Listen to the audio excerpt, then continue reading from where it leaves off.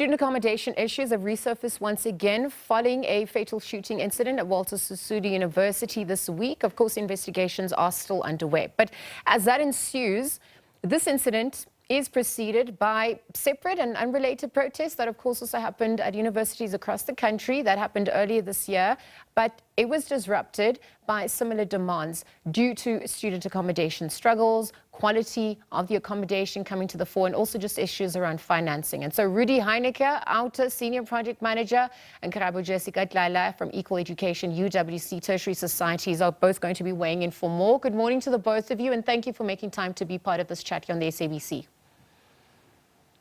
Good morning, Jessica. Good morning, Liesl. Thank you. Thank you to you both.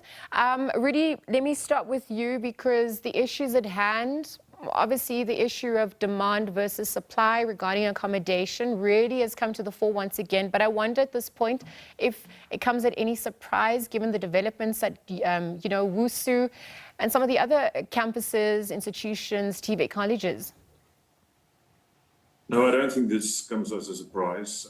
We've been reporting about student accommodation and problems at student accommodation since 2023.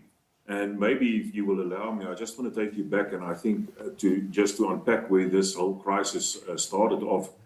In 2015, the Minister of Higher Education announced basic standards and norms for student accommodation. The years thereafter, the private developers came on board, and there's a lot of private student accommodation that was developed. And then in 2023, the minister decreased the cap of payment for student accommodation, and that resulted in a crisis. And we've been in that crisis since now. But I do believe the problem started off under the leadership of Mr. Andile Nongogo and Mr. Ernest Kosa, when they tried to centralize, all student accommodation. And if we look at the Act and what NSFAS is meant to be, they're not meant to be student or accommodation managers. They are just there in accordance with the legislation to pay and to aid financially students who cannot afford it themselves. And to get involved into student accommodation, the management thereof, the accreditation and inspection thereof, created a problem, something that they are not geared up for. And I truly believe that the whole student accommodation issue should be taken away from NSFAS. There's so much money that's being spent in this sector that it should be a standalone unit under the powers of the Department of Higher Education and, with the involvement of the department itself. That has been a loud clarion call from OUTA, and so thank you for painting that picture and for also speaking to that. We're going to delve in further. I just want to bring Karabo into the conversation. Good morning, and thank you for joining us. Just on the back of what Rudie has echoed, and given the incidences that have come to the fore this year, talk to us about who you think should be shouldering the blame at this point. And even if we look at the realities on the ground, the housing crisis, because evicted students due to non-payments, I mean, there's a housing crisis for them. And landlords obviously aren't paid as well. Help us unpack from your vantage point what that reality really looks like as we speak. All right, good morning to everyone watching. It is very much disheartening to see so many students that live without accommodation. As we all know that accommodation is a crisis throughout all universities in South Africa. And I think for NSFAS to not be involved, it is then a danger away for us to say NSFAS should not get involved because they are the ones paying. And when they pay, they are using the tax money, and they should be aware of things that are happening and where they spend their money. Is their money spent properly? Because when they pay for these accommodation, they do then they need to make sure that students do get the facilities and the things that the accommodation mostly said they will provide for students. So it is then a dangerous way for us to just say, no, NSFAS is only there to pay for the fees, but they need to make sure that the fees that they do pay into these accommodations and institutions are well spent throughout to accommodate all students. Thank you.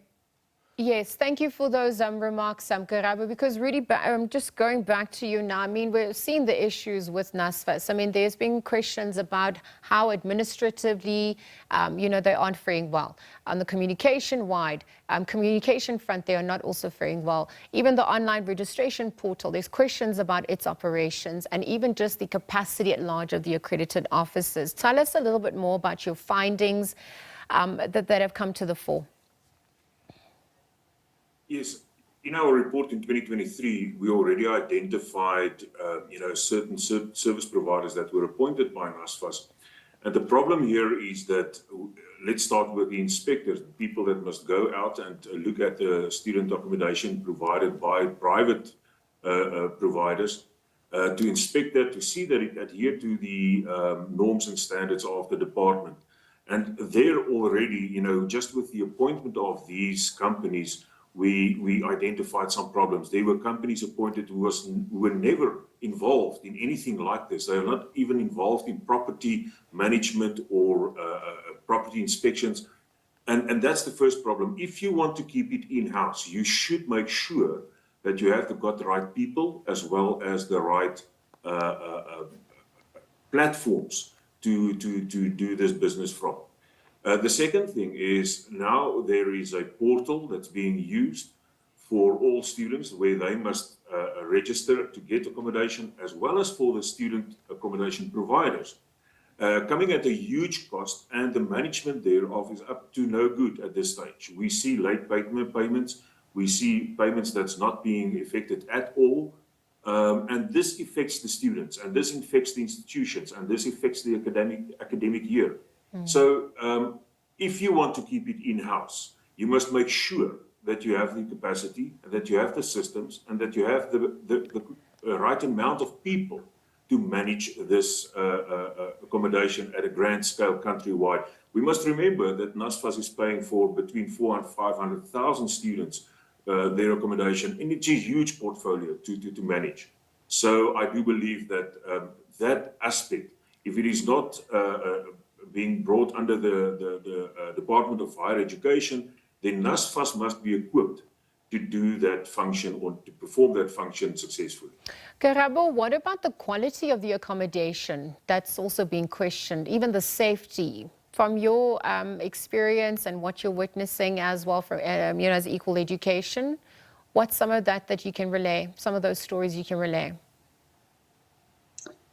It is pretty much of a problem, the quality that students have to enjoy in these accommodations. The quality, it is so poor, and when students take it to the ground, or either when they submit the memorandum of demands, is that they would always ask the management of these residences and institutions and even private accommodations to say, would you live in these spaces, or would you let your beloved ones live in these spaces? And this is the question that is being asked across all universities, but the management then fails to answer on this question, because it is in question on how they give us this quality.